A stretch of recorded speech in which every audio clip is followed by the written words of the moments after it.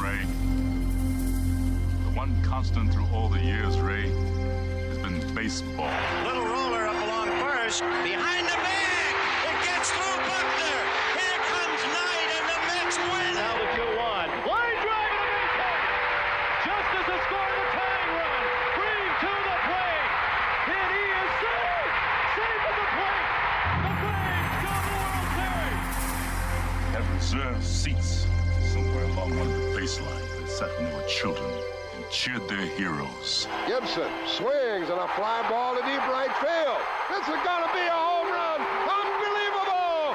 A 3-run home run for Bucky Dent. The Yankees now lead by a score of 3-2. Ladies and gentlemen, Mazeroski has hit a 1-0 pitch over the left field fence at Ford Field to win the 1960 World Series. They'll arrive at your door as innocent as children, longing for the past. The Pope arrived at Yankee Stadium. As one enthusiastic announcer put it, he is standing on second base. Reggie Jackson. Long drive right field. It is goodbye. Big World Series victory. The Blue Jays are World Series champions as Joe Carter hits a 3-run home run. Racker throws. There's a left back. It's going to be, I believe, the Giants from the pennant. The Giants from the pennant. The Giants from the pennant. The 0-1 pitch. A liner off Nagy's glove into center field. The Florida Marlins have won the World Series. The memories will be so thick that I can brush them away from their faces. The 1-0 delivery to Fisk. He swings, long drive, left field. If it stays fair, it's gone. Home run! The Red Sox win. And the series is... Lolich fires. Ball is hit high in the air. This should be the series. Freehand waving everybody away in foul territory. Detroit wins. Here's the pitch to Willie. Here's a liner straight to Richardson. The ball game is over and the World Series is over. Willie McCovey hit it like a bullet. A line drive right Baseball to mark the time. The Oakland A's take. I'll tell you what, we're having an earth. Good evening, ladies and gentlemen, and welcome to Candlestick Park for Game 3 of the 1989 World Series. It's been erased like a blackboard, rebuilt and erased again. Frank Robinson, the right-hand batter. Long drive to left field. Leva. This is it back. Base hit loaded, 1 out. Pena in a jam. The Twins are going to win the World Series. The Twins have won it. Ozzie with 1 out. Smith corks one into right down the line. It may go. Go crazy, folks. Go crazy. It's a home run. And the Willie Mays just brought this crowd to its feet with a catch, which must have been an optical illusion to a lot of people. This field, this game, is a part of our past, Ray. It reminds us of all that once was good, and it could be again.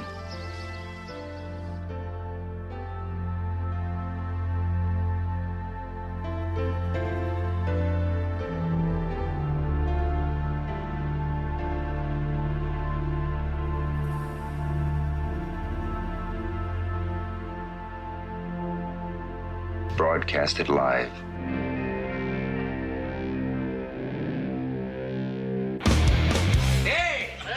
Who wants to have some fun? There are balls coming from all over the place. Left field, center field, right field.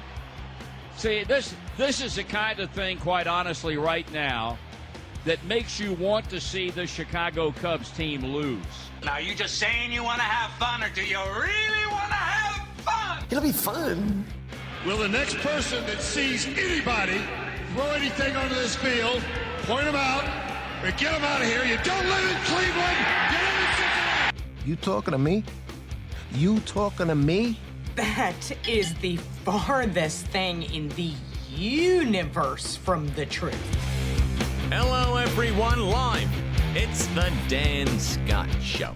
And right there is your host, Dan Scott.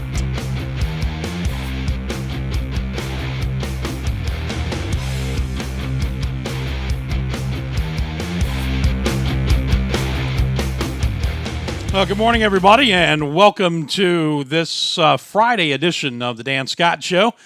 Good to have you with us on a bleak weather-wise day here in the upstate of South Carolina. It is hazy and overcast and has been raining rather hard pretty much all morning, at least in the areas that I've been in, making my way over here today. And just a moment ago here in the radio booth in the press box of the football facility, you could really not only see it, but really hear the rain just pounding on the roof and the windows here. So it's that kind of day, but we've got better weather, if not warmer weather anyway, on the way over the course of the next few days. The bottom line, if you're a Furman football fan, is that the Paladins are getting out of here. Matter of fact, the buses probably are pulling out of the parking lot as we speak and heading towards Lexington, Virginia. They'll spend the night in Roanoke and head to Lexington, which is about an hour beyond that, first thing tomorrow morning to get ready for Saturday's 1:30 kickoff at VMI, a day that is supposed to be sunny in Lexington, Virginia, but a high of only 42 degrees with winds sustained up to 15 miles an hour and gusting as high as 30 miles an hour, which means that we could have a little wind chill factor going on, as well as the wind causing issues in the passing game and the kicking game if all is said and done. Or before all is said and done. We'll see how that works out, but it's going to be a chilly day for football in Lexington, Virginia. We are going to be talking about that. Scott Keeler is on his way here. Hopefully he's going to make it into studio, but he is right now being victimized by traffic on Interstate 385. So if he actually doesn't make it to studio by the time the segment starts, we'll just get him on the phone. He has to come here regardless because, once again, I am in possession of his press passes for the trip to VMI, parking pass, press pass, and everything else. So I've got him right where I want him. He's got to come up here regardless. But he's going to try to make it in time for the segment. Hey, we are excited about a lot of things. There's a lot to be excited about here on campus with football playing well down the stretch again and still holding on to some playoff hopes. Basketball getting cranked up. Men's soccer will be playing in the SoCon semifinals. There's a lot going on here.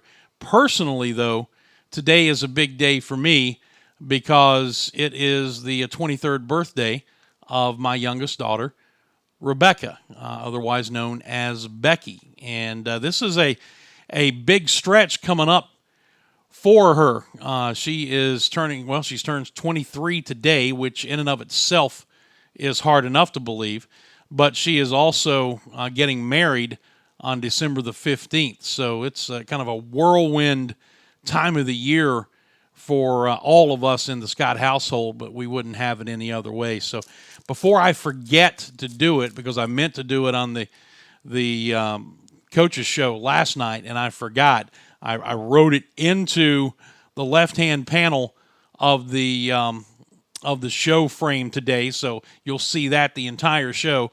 But I wanted to make sure I said it first, and did not want to forget because I love her. She is a fantastic daughter. I'm blessed with two wonderful daughters who have already been much greater successes than their old man would ever dream of being.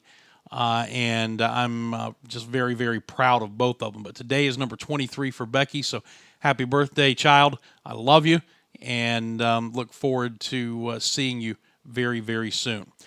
We're going to take a break. We'll come back, and we'll look at the tail of the tape between Furman and VMI and look at some close calls that VMI has had.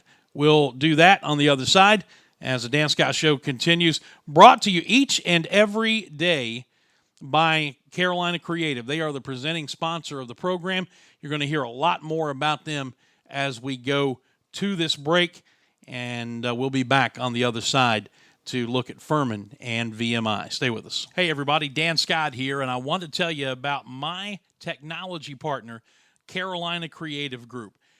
When my show needed a creative technology boost, I turned to Carolina Creative Group. My custom design website is going to take marketing as well as brand strategy and development to new levels. The search engine optimization means that my clients' ads will be seen by more people more often. And if I have any questions, Carolina Creative Group is just a phone call away. Friends, that is just the tip of the proverbial iceberg. You can find out all the ways that Carolina Creative Group can help your business by simply calling 864-250-2012. Again, that's 864-250-2012, or simply visit them online at carolinacreative.co. Carolina Creative Group, technology partner of the Dan Scott Show. If you're looking for the perfect frame for that special photo or painting, Custom Corners Frame Shop in Seneca can deliver for you. Family owned for nearly 4 decades, Trevor and the folks at Custom Corners Frame Shop pride themselves on quality, presentation, and professionalism. They offer picture framing for every budget, and every job is custom. Custom Corners Frame Shop also sells work from local artists as well as locally themed gifts. For more information, visit them at 289 Market Street in Seneca. Call 864-882-7736 or find them on Facebook, Custom Corners Frame Shop in Seneca. Imagine a university. A university where your passion for protecting local water sources is encouraged. And now, your work not only benefits your career, but the health of those in your community and around the world. This is Furman. This is the Furman Advantage. Dan Scott here for the Atlanta Bread Company. What do I like about Atlanta Bread? Well, too much to mention in a short commercial, but here are a few things. Bread baked daily fresh on site, a tremendous selection of soup, sandwiches, and salads, seasonal special additions to the menu, delicious hot coffee, and a bevy of other drink options.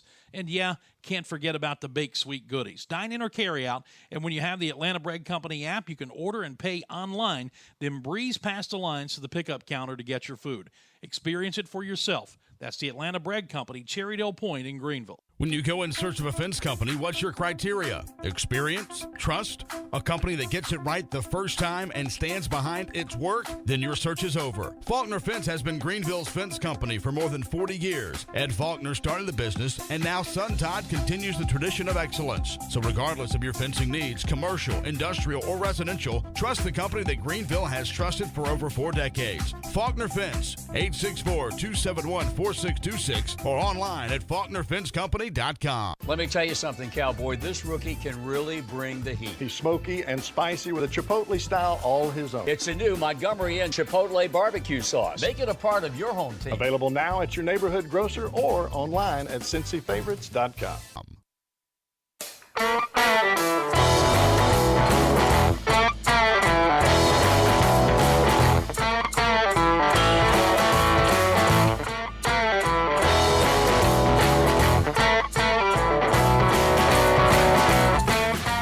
Scott Keeler just texted me and said that traffic is finally moving on 385, and he should be here right around 1025. So all is well in the world of travel in the upstate. I'm telling you. Why anyone would voluntarily, and I don't know if Scott did it voluntarily today, but I'm just speaking in general terms, and more about Woodruff Road, really, than even 385. Why anyone would voluntarily go over there is just beyond me. I know people have to work there, and my goodness. there are, and now with the Christmas season on the way, mercy. Let's get into some Furman and VMI.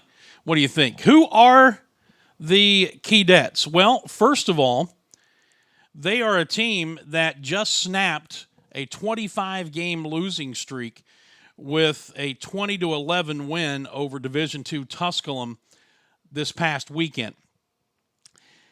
So it has been a long time between the proverbial drinks of water for Scott Wackenheim's club. But if you look at their schedule, They lose by 3 to ETSU. They miss a 2-point conversion late that would have tied Western Carolina.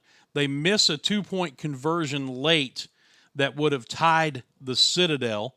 And they were in games with both Mercer and Chattanooga. Mercer a 10-point deficit. Chattanooga was a 1-score game. So you look at their schedule. They have lost to ETSU, to Western Carolina, to the Citadel, and to Chattanooga by 7 points or less. Actually, by 7, by 3, by 2, and by 2. So they have been in close games. One of the reasons why is they have a rather prolific offense when it comes to throwing the football. They're averaging 322 yards per game throwing the ball, and they only run it for right about 56 and a half.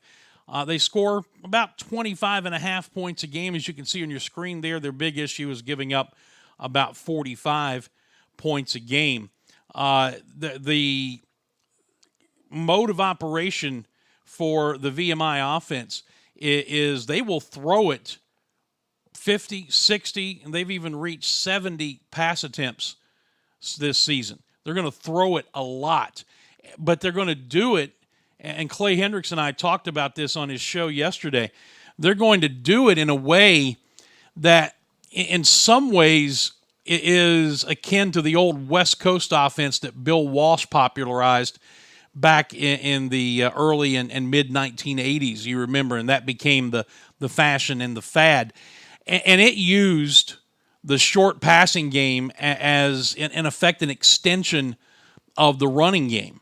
And while it's not the West Coast offense that VMI runs, the principle in many ways is still the same.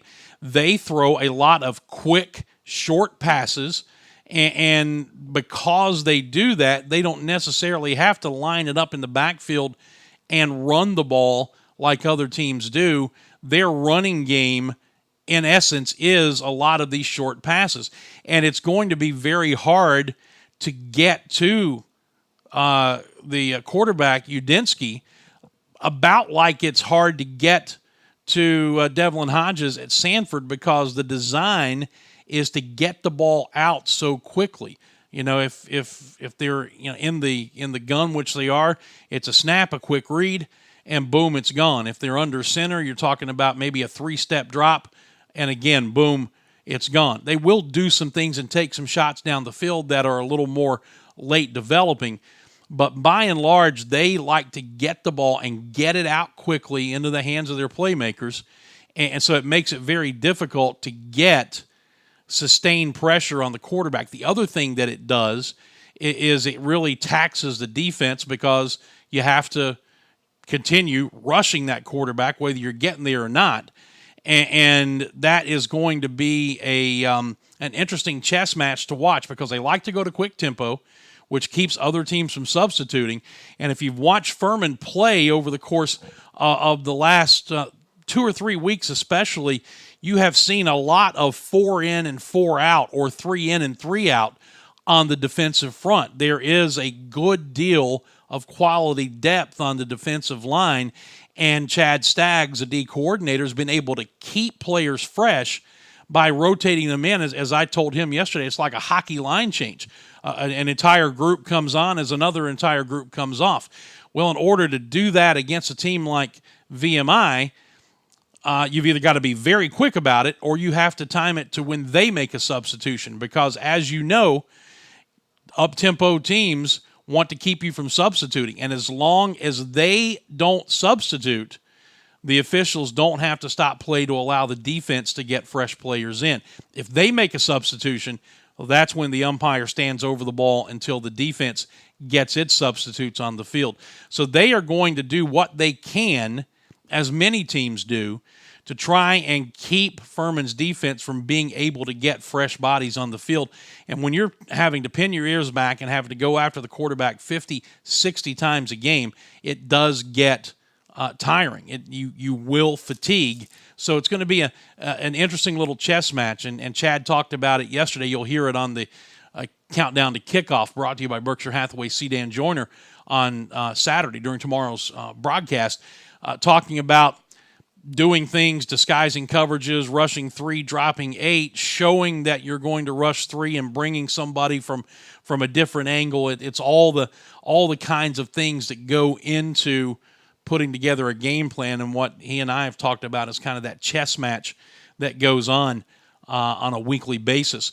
The good thing from Furman's standpoint, as he said yesterday, and Clay said it on his show last night, is that there is some carryover finally from preparation from Chattanooga to VMI, because you go back, you look at the previous sets of games, you had gone option team, passing team, option team, passing team. So you're doing completely different preparation for different teams for about 4 straight weeks. Well, now, in a lot of ways, what VMI does has at least some similarity to it. They're definitely not running the option, so there's some carryover in the preparation and maybe a chance for the defense to get into even more rhythm. And I don't know if you've been paying attention, and if I can borrow a line from Bob Uecker in Major League, judging by the attendance here, you haven't.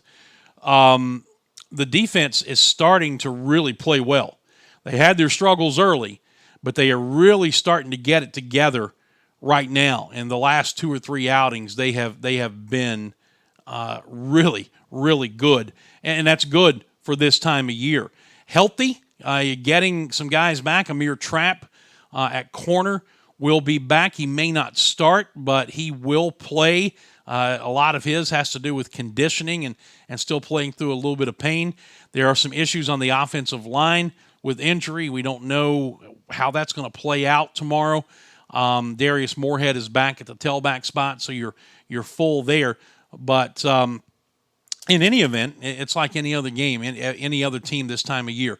There are people banged up. You have to deal with that. But the chess match to me is going to be, can Chad Staggs find ways to get fresh defensive linemen into the game? Now, the best way to do that, as you know, and we talked about this with Clay last night as well, is simply don't let them have the ball. And if you can have success running the football and have long, sustained drives, then their offense is not going to be on the field. It's kind of the best way to defend Samford again, going back to Devlin Hodges and that offense.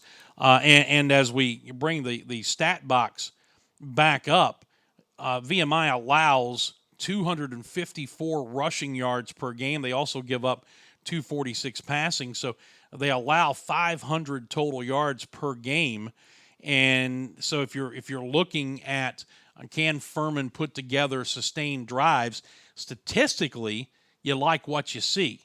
And if you can do that, win the time of possession battle, well, that keeps their offense off the field a little bit. You see some of the other numbers in the tail of the tape between these two teams: third down conversions, opponents' third down conversions, kick return average, punt return average. And I before we go to break, I don't think it should get lost here. We talked with Clay again last night on his show. You know, Grayson Atkins, for the 3rd consecutive week, was the Special Teams Player of the Week in the Southern Conference. And going back 2 weeks ago to the first honor, he was also the Stats National Player of the Week for his 3 50-yard field goals. But it's also, the second award was due primarily, almost exclusively, because of his punting, including the 82-yarder he had down at the Citadel. And then last week, punting, he kicked 3 field goals, including another 50-yarder. But the thing that kind of goes unnoticed is the fact that he continues on kickoffs to prohibit virtually any kind of return game. He more often than not kicks the ball well back into the end zone for a touchback. Occasionally there will be a return, but that is a weapon that kind of goes a bit unnoticed when you've got the other team consistently starting back at their own 25-yard line instead of maybe out to the 35 or beyond.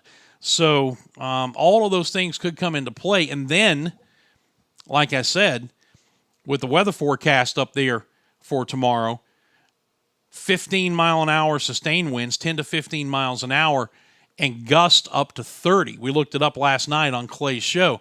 So, could have effect in the passing game, could have effect in the kicking game. There are a lot of those factors that could come into play tomorrow. But it's going to be fun. It's going to be a good trip. If you've never been to VMI, it's an intriguing place. It's a very small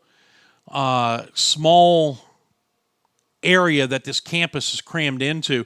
And I think one of the most underrated sites in all of college football is when the Keydets en masse come marching down the hill. And if you're in the press box where we will be, and it's kind of looking off to the right, they come from down the hill outside the stadium marching, and they just keep coming and coming and coming in waves and filter into the stadium. It's a pretty impressive sight to see that happen.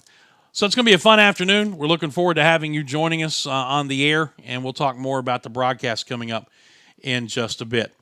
Scott Keeler is on his way, and hopefully he'll be in when we come back from the break as the Dan Scott Show continues in just a moment. We are live here in the Furman football building in my office, which is the radio booth, as always, and we'll return in just a moment. For a child battling a critical illness, a wish come true can be a turning point. One song, one dance, one game, one moment changes everything. Make-A-Wish needs your support to grant more life-changing wishes. Visit Make-A-Wish online now. Together, we can transform lives, one wish at a time. Hall's Chop House in downtown Greenville is the Greenville Steakhouse. Why? Well, it starts with the Allen Brothers Prime Steaks out of Chicago. The rest of the menu falls into place there. But it really goes beyond that. It's their level of service, their commitment to that service. The place is packed every night, and yet Billy and his staff have a way of making you and your table feel like you're the most important table in the place. They have lunch on Fridays and Saturdays, brunch on Sundays, live music every time the doors are open. The Greenville Steakhouse is Hall's Chop House, Main Street, downtown. Tell them you heard about them on the Dan Scott Show. Mayhem is everywhere. I'm a fight in the stadium parking lot. One of us was rooting for the home team. The other was also rooting for the home team, but misheard the first one. Them's fighting words. Now we're working this out all over your car. And this could last a while because we're evenly matched. We're both big. We're both better at punching stuff than doing puzzles. We both think Italy's in South America. We both peaked somewhere between 8th grade and the second time we took 8th grade. Oh, and while you were gone, we've both been rammed repeatedly by the other into your car. Our already scarred faces will heal, but if you've got cut rate insurance, you could be living with these dents. So get Allstate, where agents help keep you protected from mayhem. Like me. Are you in good hands? And easily, it's Ray Williams, Allstate, 864-859-7504. Looking for a great car, but your credit needs work? Premier Automotivations is a professional referral service motivated to help you drive a car you love while rebuilding your credit. Late model cars of all kinds. Premier Automotivations can get you on the road and your credit on the road to recovery today. Serving all of upstate South Carolina, it's Premier Automotivations. Call Sherry today at 864-722-3785 or email cricketgravely@gmail.com. Go the Distance Performance Coaching offers individualized coaching for distance runners of all ability levels, beginner to seasoned runner, and exists to help you achieve your running goals. All training plans are custom built, tailor-made just for you based on your experience, current fitness level, injury history, and goals. You're going to receive expert coaching from Hall of Fame runner Brock Bailey, and Coach Brock is ready to help you go the distance. You can find out everything you need to know about Go the Distance Performance Coaching and Brock Bailey at the website gocoach.run. Gocoach.run. That's Go the Distance Performance Coaching.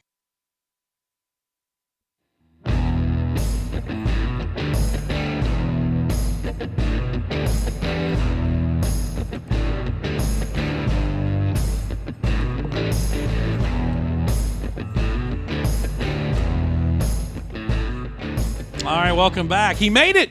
Yes. As I was lamenting a little earlier, after I got your series of panicked tweets, pull your microphone up a little bit too. I know that you obviously were coming here, but why anybody would voluntarily these days drive on at least certain parts of 385, but even more so Woodruff Road? Mm-hmm. No, ain't doing it. Some of us live there. Well, I said, there are exceptions, but for those of us who don't, Yep. you people just stay out too. It ain't gonna happen. We don't want your kind around here. You ain't from here, are you, boy? How you doing, man? Good.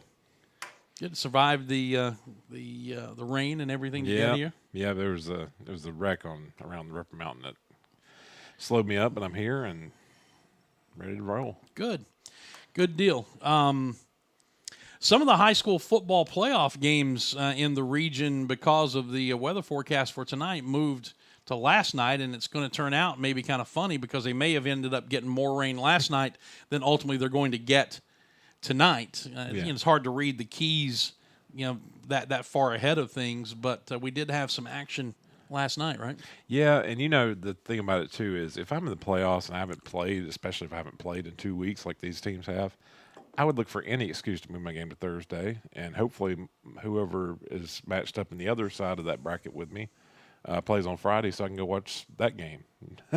I know you can see film and everything, but I would just, to me, if I was a coach, I would like to go see who I'm going to be playing. Well, for instance, I know Daniel's game was moved to last night, and they won. Right. They play the winner of Walhalla South Point, which I think we probably know who that's going to be, but they play tonight. So Daniel can go scout that game. Mm-hmm. Is that right? I think. Oh yeah, because BHP beat Daniel. That's right. So Daniel's second place. So, yeah, I was thinking Daniel won the region, but yeah, you're right. Daniel's is 2 seed. So yeah, that'll be the case. So. Yeah. Well, I mean, I read that online yesterday, and the internet never lies. Right. So, but that is correct. I forgot BHP beat Daniel 2 weeks ago. So. I don't, and this is just me being as transparent as I can be. I don't follow high school football anymore because I don't broadcast it. And I don't have any kids in high school anymore, so no reasons really to go watch the games, mostly because I'm doing this on Saturdays now with Furman. But Scott looked at me like I'd lost my head there for just a moment, or like I had 3 heads. But hey, like I said, I read Twitter never lies. There you go. So anyway, so what else? There's not a whole lot of intrigue usually in opening round games, right? Right. That hasn't changed since I did my last high school football broadcast 8-9 years ago. Exactly. There are a few games out there, but not many are worth looking at. We'll if we want to go ahead and start, we'll start in 5. That's kind of why you're here. Yes, exactly. I didn't know if that was my official segue or not. But in 5A, this is tell you what you need to know about regions. 9-1 Gaffney is on the road at Woodmont, who finished 5-5. Nice. Yeah, Gaffney is a 3-way tie for the region championship, but they were the 3rd team. So they hit the road to Piedmont to take on our good friend Chris Carter's Wildcats of Woodmont, who have played really well in the second half of the season. They finished second in their region. It's funny, Hillcrest ended up finishing 6th in the other region, and Hillcrest beat Woodmont 27-0 this year.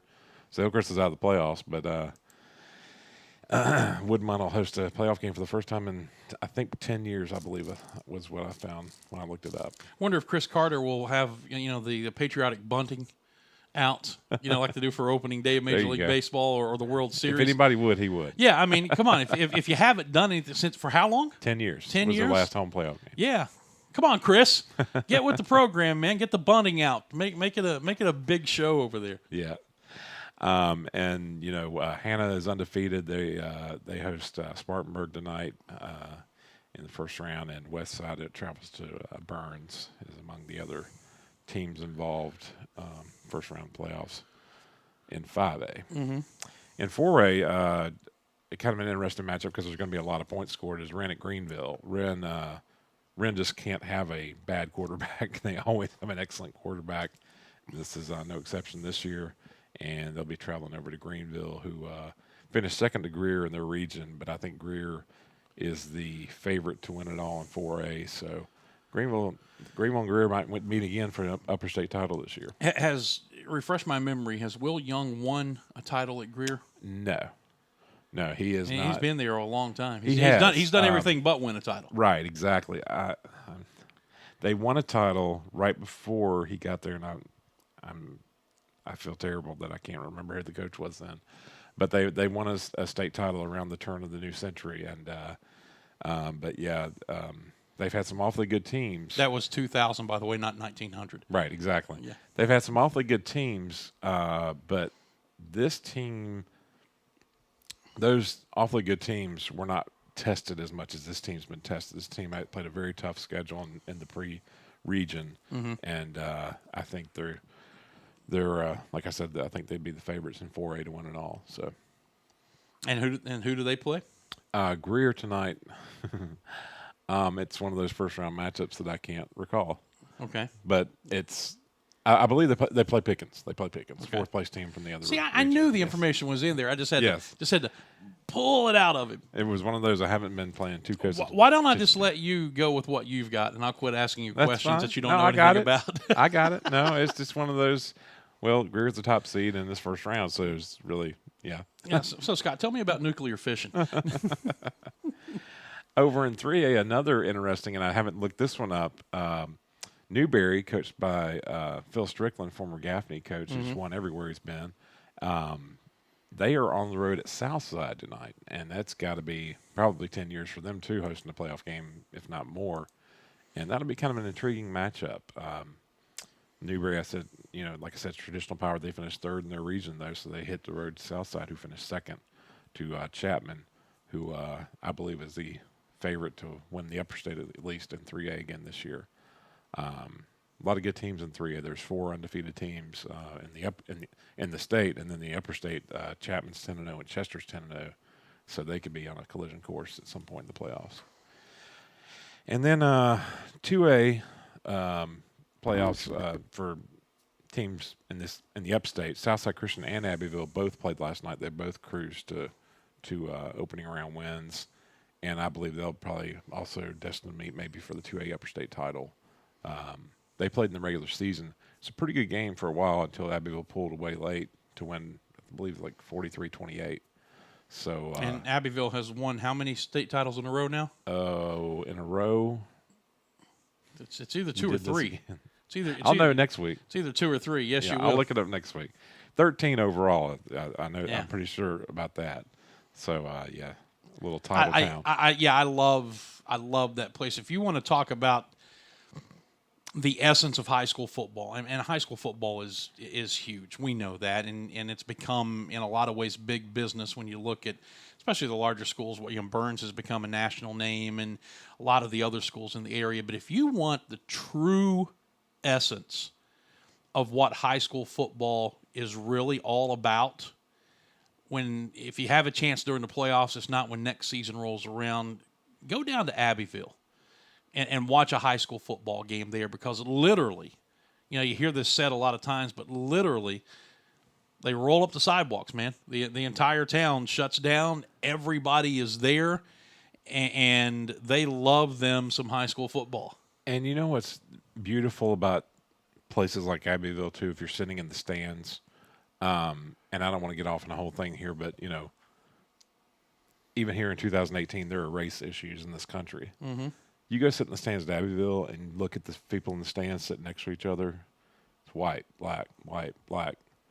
It's not a white-black thing. It's an Abbeville thing. And the whole community, there's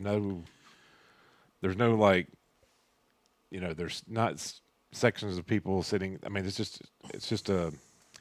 a neat thing to see, I guess is what I'm trying to say. And I'm trying not to be controversial here either. No, I think you make a great point. The only thing that matters to them down there is maroon or whatever the base color is. Exactly. And it's just a neat thing to see, especially when you think about some of the prejudices that people think about, especially out in the country, in parts of the South. I think it's just the opposite of what a lot of people might believe it is.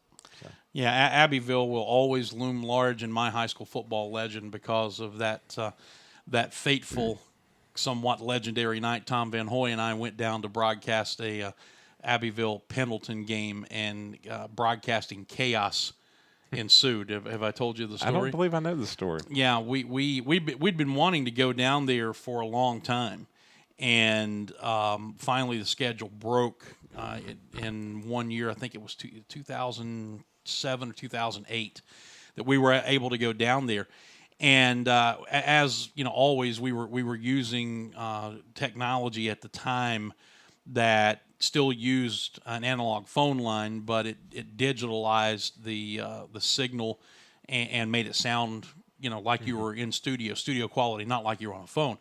So, you know, we always called places to see if they had an available phone line, and if they didn't, we would have one installed. Well, we called down there, and their athletic director, who was also an assistant football coach, he said, "Yeah," he said, "there are two phone jacks in the press box. You know, you're set to go. Come on down." And I said, "Great." Well, get down there, and we knew TV was going to be there as well. And Abbeville, you know, like a lot of high schools, small schools, their press box is about that big. Exactly. So Tom and I found ourselves relegated to being outside the press box on a scissors lift. Right beside the end of the press box with the loudspeaker right hanging over top of us. Well, it was a night that was about like the morning has been here. So we go to the local hardware store, and this is one of the reasons that I always get someplace 3 hours ahead of airtime. Okay? We go to the local hardware store, Scott, and I'm telling you, we bought a 20-foot section of pipe and had it cut into 4 or 5 foot sections, bought a 10-foot tarp and a roll of duct tape. Came back and MacGyvered a covering on that scissors lift, which ended up us having to go underneath the stadium where they had storage and get a soccer flag and put in the middle of the table going up into the tarp to give it a pitch so the water would roll off rather than coming in this way. And so, and while we're doing this, by the way, you know, the people, and Tom tells this part of the story great, you know, the people are gathering and watching us because they can tell this ain't our strength. You know, a whole lot of people down there who could have done this better than us, but they were having a good time. We were like animals in the zoo. So anyway, we get that done. Sign on, get ready for the pregame show, and we get kicked off. So I redial. Come back on, we get kicked off. Redial, on, off. This went on 3 or 4 times. Went into the press box to check, and lo and behold, yeah, they have 2 phone jacks. But it's like at your house. They're connected to the same line. So what was happening is when we dialed in, we were knocking Abbeville's signal off. Radio. And when they dialed in, they were knocking ours off. Well, it's their press box, right? Their home game. They have precedence over it. It just so happened that one of the guys in the press box worked for the phone company. He called his buddy. His buddy shows up with a truck, pulls out a box of 1,000 feet of phone cord. He and Tom go into Abbeville High School. I mean, literally went through the front doors, went all the way to the back of the school to the control panel, found an open phone connection, hardwired it in, and then ran 1,000 feet of phone cord through the hallways, out the front door, across the parking lot, through the front gate of the football stadium, up to us. We plugged it in. I hit redial. It went on and connected. It never dropped.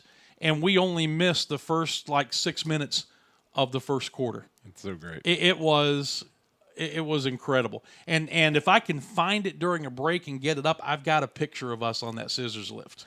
And how long ago would you imagine this is?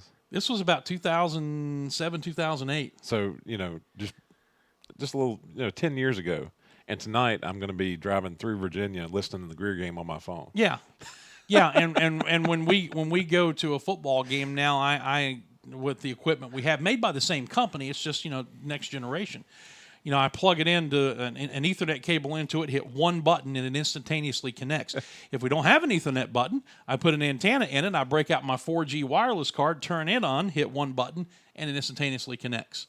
Technology in 10 years has been It's been amazing. It's kind of scary. I thought that story was going to end with you and Tom climbing the pole all over Wendell Douglas. No. Broadcast the game. Yeah. Oliver. Anyway, that's my Abbeville story. We loved our experience down there, and that's a story that will never die. Matter of fact, Tom and I have always threatened to write a book about life on the road as a broadcaster, and if we do, that story is definitely going to make it. Definitely. What else we got going on? That's pretty much it, high school-wise. Were there some other big games in the state you wanted to kind of look at? Yeah. Well, not really big games per se, but I guess just maybe take a look at some picks for state champions here before the playoffs. Well, they got started last night, so I don't know how to put it. But anyway, I'm thinking Dutch Fork in 5A is just kind of a machine. And 4A, I'm going to stick with Greer. Hartsville, I think, out of the lower state. And then 3A, I'm going to go with Chapman. And although Dillon's always tough, and Dillon got them last year after Chapman got them 2 years ago. 2A, I'm going to stick with Abbeville. They got to go to Southside Christian, and the upper state of things play out the way they're seeded to. And 1A is kind of hard because we don't really have anyone around here, but I'm going to go with Lamar because that's always a safe bet for 1A. Okay. Good stuff. Yeah. This is the Dan Scott Show for Friday. We're going to take a break, and when we come back, Scott's going to hang around. We're going to talk a little bit more Furman-VMI, look at the rest of the conference, and maybe talk about some other things going on this weekend in our final segment as well. Dan Scott Show continues and wraps up right after this. When you're looking for the home of a lifetime, you need a realtor you can trust. With more than 27 years experience selling real estate, Gel Sartain is the choice to help the discriminating buyer find the home of their dreams. Licensed in both South Carolina and Georgia, Gel specializes in homes on beautiful lakes Hartwell and Kiwi, as well as the surrounding areas, and has a wealth of experience working with people with technical backgrounds. Now is the time to buy, sell, and invest in real estate in the Clemson-Seneca area. Let Gail help you realize that dream today. Call her at 404-317-3171. That's Gail Sartain, a member of the National Association of Realtors. We're all trying to find our way. Forge a path, blaze a trail. The work is hard, and the work is personal. But you can't do it alone. At Furman, we're committed to giving you an advantage. The Furman Advantage. We know that graduates who are emotionally supported and who have deep learning experiences in college are 3 times as likely to be engaged at work and thriving in life. At Furman, all students are guaranteed 4 years of rigorous classroom education integrated with high-impact research, internships, study away, and a community of support every step of the way. This is the Furman Advantage. Hey everybody, Dan Scott. You know, I've been telling you for some time now that I switched to protection of my home and family to Security Complete. I can tell you that I've been ecstatic with the results. Locally owned with more than 40 years experience in the industry, Security Complete uses nothing but the latest technology, which equals low overhead, which equals greater savings to the customer. Fully automated systems with monitoring rates much lower than the competition. Security Complete gives you all this and does not require a contract of any length. Find out more by calling 864-546-0630 or find them on Facebook and Twitter. Security Complete, my first line of defense. Make them yours today. Let me tell you something, Cowboy. This rookie can really bring the heat. He's smoky and spicy with a Chipotle style all his own. It's a new Montgomery Inn Chipotle barbecue sauce. Make it a part of your home team. Available now at your neighborhood grocer or online at CincyFavorites.com. Hey everybody, Dan Scott here, and I want to tell you about my technology partner, Carolina Creative Group. When my show needed a creative technology boost, I turned to Carolina Creative Group. My custom design website is going to take marketing as well as brand strategy and development to new levels. The search engine optimization means that my clients' ads will be seen by more people more often. And if I have any questions, Carolina Creative Group is just a phone call away. Friends, that is just the tip of the proverbial iceberg. You can find out all the ways that Carolina Creative Group can help your business by simply calling 864-250-2012. Again, that's 864-250-2012, or simply visit them online at carolinacreative.co. Carolina Creative Group, technology partner of the Dan Scott Show.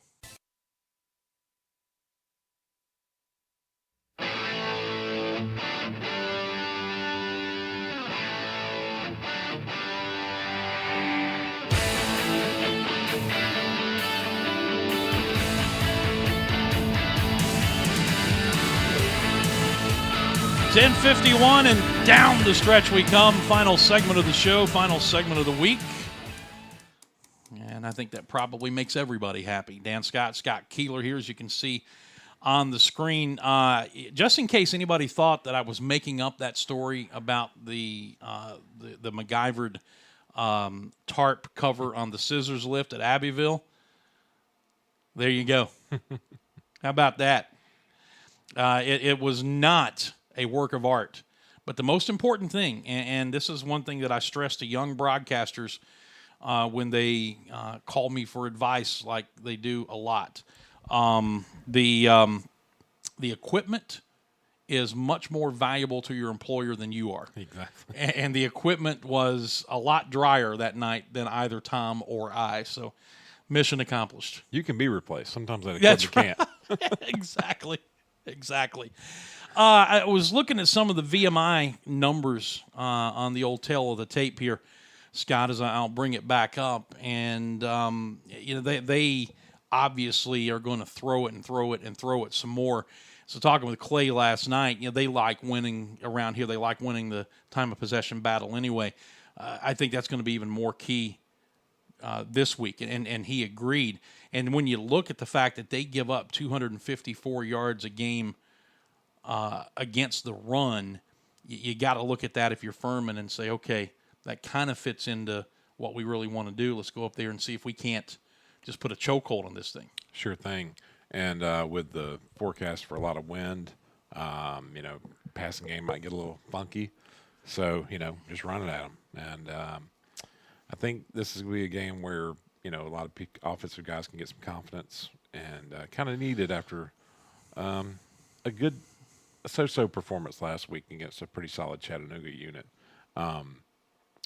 It's kind of nice that Grayson Atkins has won 3 straight SoCon Player or Special Teams Player of the Week's award this year. Mm-hmm. But I'm thinking a lot of people would like to see him not do that this week, as in no punts, no field goals, just a whole bunch of extra points. Yeah, that's what Clay said. He's made 10 straight field goals, and he said last night Clay did. I wish about half of those had been extra points instead of field goals. But right. We did talk about the weapon, and the other thing that Clay mentioned last night that kind of goes unnoticed is starting field position and what he does to opponents by regularly kicking the ball into the end zone for touchbacks. Yeah, and it hasn't gone unnoticed by me, and I checked it this week. It's 20 out of 40, and I just thought that seemed odd. I would have guessed it 30 out of 40 have gone for touchbacks, but I guess if they get it in the end zone and run it out, it's not a touchback. So I guess that's happened probably a couple times as well. But for the most part, it just seems like he booms them through the end zone. And I don't think they count a fair catch as a touchback either. A fair if catch it's in the end zone. A fair catch in fair territory. Right. That wouldn't be a touchback. Right. No, of course. So, not. So there's been a number of those. Yeah, but it seems like, I guess you just remember the ones that sailed through the back of the end zone. Yeah. But yeah, he's had a big impact on this team. Talking with Chad Staggs yesterday, defensive coordinator, the one of the issues, because VMI goes so fast in their offense, is going to be finding ways to do what he's been doing over the last 2 or 3 games with regularity, and that's what I call the hockey line change on his defensive front. 3 or 4 in, 3 or 4 out. Finding opportunities to do that and keep his pass rushers fresh is going to be key. I think even if they sub one person on offense, so they should hold up the game so you can make however many subs you need to make. But if they don't sub. If they don't sub, but I got a feeling the way they toss around everything and given their record, no foul, no harm intended, but they'll probably run receivers out there a good bit too, because I don't think they have a particularly dominant leading receiver. I could be wrong on that. But the other thing that kind of intrigues me about this is obviously when you throw it 70 times a game, there's going to be opportunities for sacks, and VMI has allowed more sacks than any team in Division I football. So, hey, Adrian Hope. Yeah. paging number 81. Yes. And it's interesting because we were talking about that. They've only recorded 13 sacks. Mm-hmm. They've given up 43, I believe. Yeah. It's interesting because, again, talking with Chad yesterday, the fact that they do so much so quickly in the passing game to try to avoid giving up sacks, to make it difficult to get to the quarterback, and yet, as you say, they've given up more than anybody else. I think I know Western had 8 sacks against them. I think Sanford had 8 sacks as well. So there's 16 of those 43 in 2 games. But, yeah, I think for the most part that's been an issue for them. And obviously Furman got a lot of sacks as a team last year, and I've got a good number of sacks this year as a team, and obviously Adrian Hope has been the one that's really stood out in that aspect. Yeah, 10 and a half sacks, which leads the Southern Conference, and you kind of got to like his chances to add to that total this week. But we know one of the reasons, and he is very quick to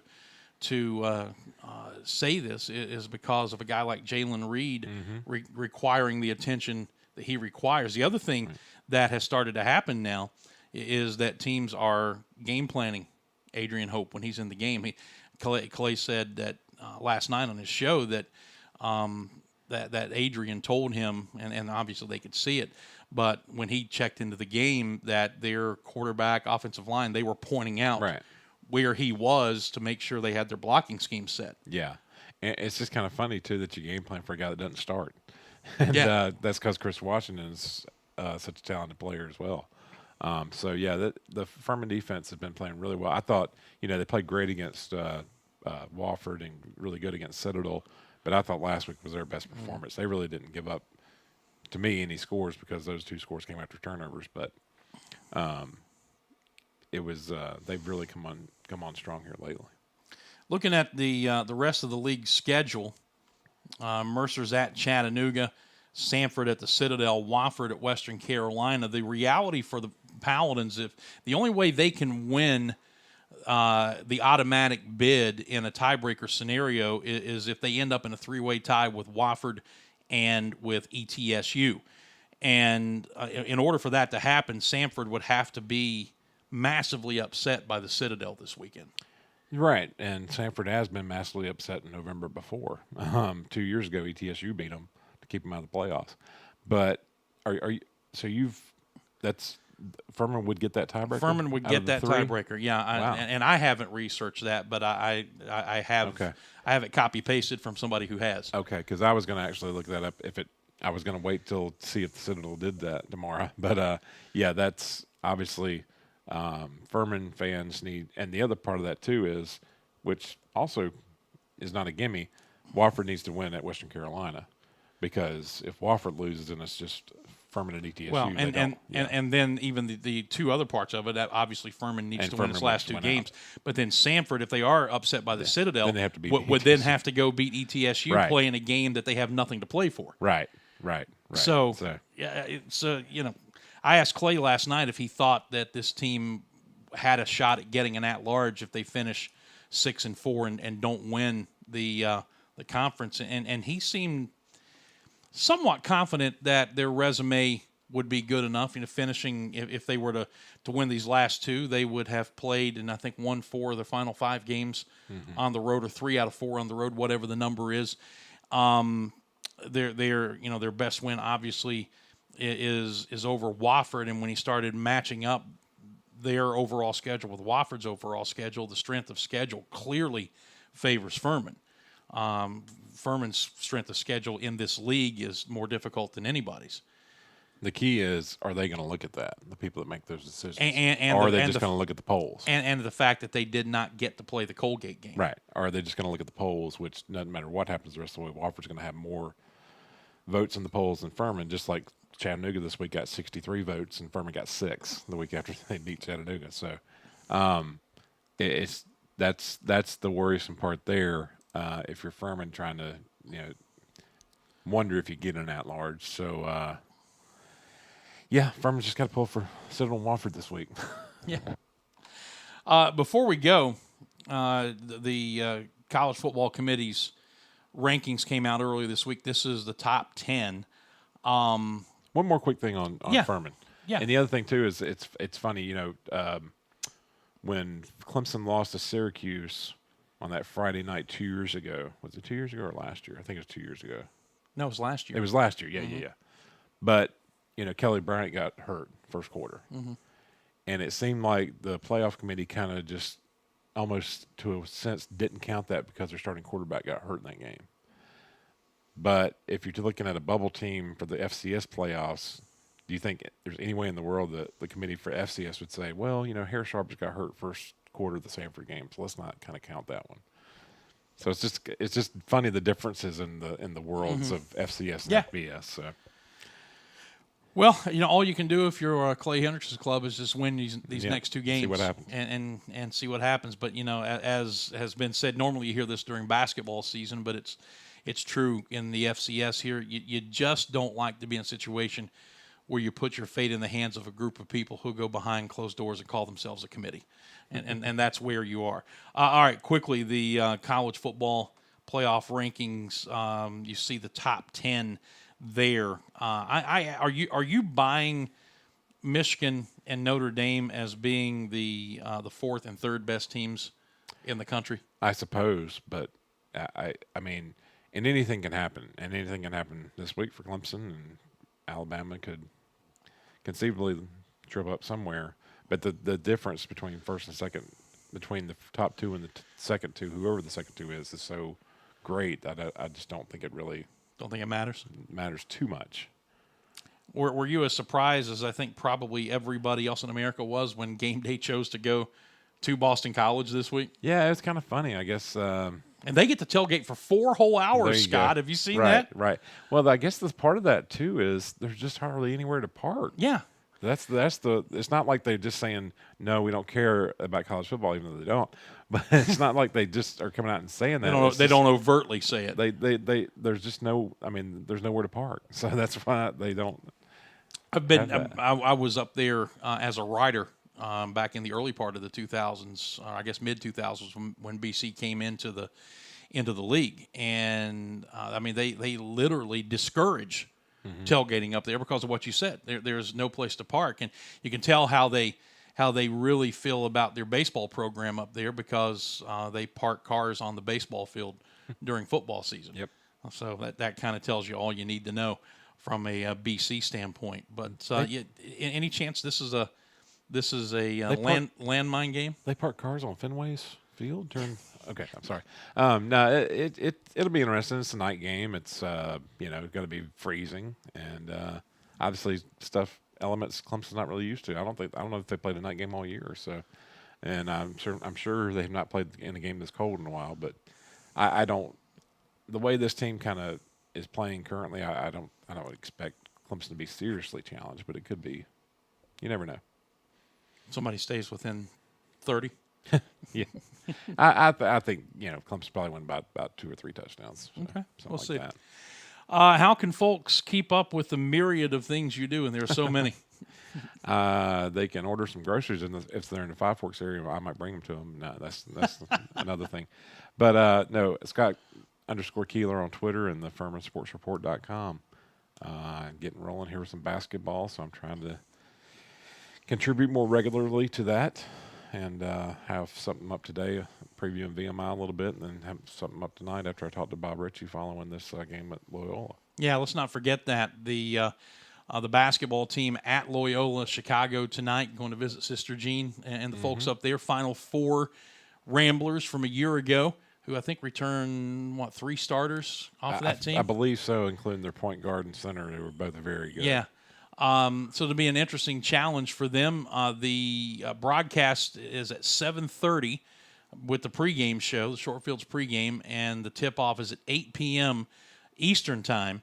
And Bryant Lambert will have that call on the Furman IMG Sports Network. And you'll be able to also catch it on FurmanPaladins.com via Stretch Audio and TuneIn Radio.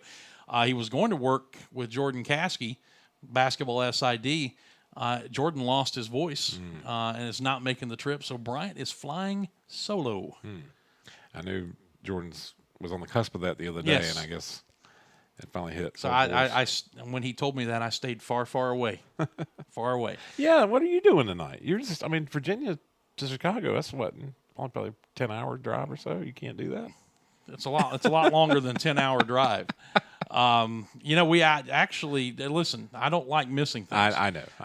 But there's no easy and maybe even no existing flight pattern to get you from Chicago that late at night into, I guess it would be Richmond? Probably Richmond, Virginia. Roanoke, maybe? And then to the stadium in time to do a pregame show. And so Bryant gets to call. Bryant gets to do the Villanova game next Saturday, too. Right. While we're playing Mercer. And you got to get to the football stadium 3 hours ahead of time just in case you have to build a fort. Exactly. Exactly. Or run 1,000 feet of internet cord. Who knows? I love it. Hey, listen, thank you. Thank you. Good to see you. I guess I'll see you again up there tomorrow, yes, right? Sir. Yep. Well, safe travels. You too. We're going to be pulling out here about 1 o'clock today, God willing, and heading to Roanoke, staying at the team hotel there. And we'll talk to you tomorrow on the Berkshire Hathaway Sedan Joiner countdown to kickoff, which will begin at noon, and the game at 1:30 p.m. And you can hear it on all of our usual outlets, including Campus FM 95.9, Fox Sports 1440, TuneIn Radio, and FurmanPaladins.com. If you're going to the game, bundle up and take a radio with you, and we'll tweet out the frequency that you can listen to it in the stadium up in Lexington tomorrow. Listen, you folks have a fantastic rest of your Friday. Go out and make a positive difference in somebody else's life. And we'll talk to you from Lexington tomorrow, good Lord willing. Until then, for Scott Keeler, I'm Dan Scott. Saying God bless you and so long, everybody.